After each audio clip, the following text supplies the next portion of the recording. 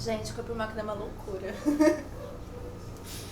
Assim, mas na verdade, o corpo máquina, além dele ser uma loucura, porque eu sempre falava do corpo máquina, quando eu ia explicar do corpo máquina pra alguém, eu falava que era um instrumento sonoro humano. Basicamente, sempre quando alguém me perguntava ou eu tinha que apresentar pra alguém o material, eu falava, é um instrumento sonoro humano, tipo, ele cria a sonoridade do espetáculo através do seu movimento, da tensão muscular e de bônus, mas eu acho que não falava de bônus, né, mas e tem uma conexão, é um espetáculo intermídio, né, que ele tem uma conexão entre todos os elementos que estão presentes, que seria a projeção, o vídeo, né, o som e o performer. Bom, eu comecei no projeto lá atrás, responsável, sei lá, por fazer a direção. Não era direção, acho que eu estava responsável por propor uma performance. E naquele momento eu compreendia mais que o Vini seria o diretor geral e artístico. E aí, então, não sei, a gente nunca chegou a discutir se eu estava na ficha técnica como coreógrafo ou diretor de movimento. Isso nunca passou, porque também nunca foi da minha ambição ir atrás disso, que eu acho uma bobagem na real. Mas que, pensando assim, as pessoas dão bastante valor sobre isso, né? Sobre quem está dirigindo o movimento, quem separando as funções, saca? Então desde o começo eu acho que eu estava já bem afim de perder um pouco dos meus rigores e, e entender o que está vindo do outro lado. E à medida que o processo foi vindo, aí essas forças vão se equalizando, né? Porque todo mundo quer experimentar e todo mundo quer ver aquilo se harmonizando, né? E cada um quer propor também, né? Porque eu acho que tem três pontos principais, assim, que são, eu colocaria como três dispositivos, ou não sei se seria a palavra dispositivo, mas não, acho que dá para se usar dispositivo, mas tem um dispositivo corpo, né, que é o francês, né, que ao mesmo tempo que influi e ativa som e projeção, automaticamente na hora que ele ativa, ele também ouve isso e ele também é influenciado pelo que ele está criando. No sentido, tipo, uma codependência que ela é boa e ruim ao mesmo tempo, né? Por exemplo, eu vejo que nós estamos muito interligados, né? E isso tem que estar tudo num fluxo bom, tudo fluindo, tudo funcionando e tudo acontecendo pra acontecer, sabe? Então eu acho, ou quando um não tá bem, ou quando tipo, uma coisa não tá funcionando e etc, para tudo, né? Então, às vezes eu acho que foi um dos questionamentos que eu fiquei tipo, nossa, como a gente hackear isso, né? Será que teria um jeito da gente, sabe, conseguir uma certa independência, mas ao mesmo tempo eu acho que não. E o corpo máquina é mais ou menos isso, ele é um disparador também. Se você pegar nesse conceito que ele leva por trás disso, que é a questão da tecnologia em cima de um corpo, né? Tipo, quanto que isso é atual também, dessa discussão de quanto nós somos seres tecnológicos e a gente nem sabe. A gente não sabe, às vezes, que a escrita é uma tecnologia, sabe? A gente precisa colocar aparatos, tipo, eletrônicos, tipo, um fone, não sei o que, pra gente falar que talvez a gente é tecnológico. Mas a tecnologia nos acompanha desde os primórdios, sabe? Então, eu não sei o que é. Eu acho que assim, o conceito, a ideia de onde ela vem primeiro quanto plataforma, dessa coisa do que a gente conversou antes, sobre essa busca por novas plataformas, essa forma de integrar linguagens, e ao mesmo tempo fica meio que uma metalinguagem sobre a pesquisa de tecnologia, entende? Tipo assim, porque a gente criar o trabalho, a gente teve uma cacetada de entraves sobre tecnologia, sobre adaptação, sobre criar fluência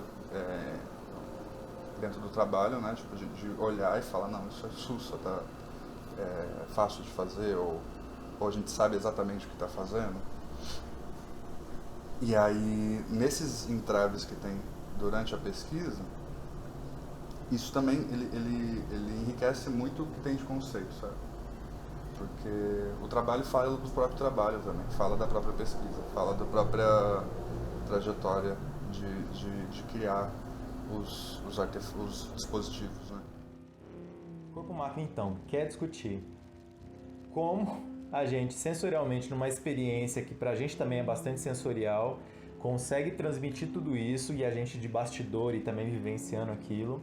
Ou seja, operação e efeito, digamos assim, operação e resultado acontecem juntos. Esse era o primeiro desejo. O segundo desejo é de discutir uma sociedade que, ao profissionalizar quem trabalha, colocou no mesmo patamar de uma máquina. Eu acho que esse é um primeiro momento. Primeiro momento no ponto de vista que a gente consegue conceber com um pouco mais de facilidade. Evidente, tem alguns outros que a gente falou ao longo do processo, enquanto pensar um corpo que talvez é máquina quando começa a precisar de uma prótese. Eu acho que de alguma forma, eu acho que a tecnologia, por exemplo, eu falo assim porque ela está muito inserida na minha vida, né? Por causa da trajetória.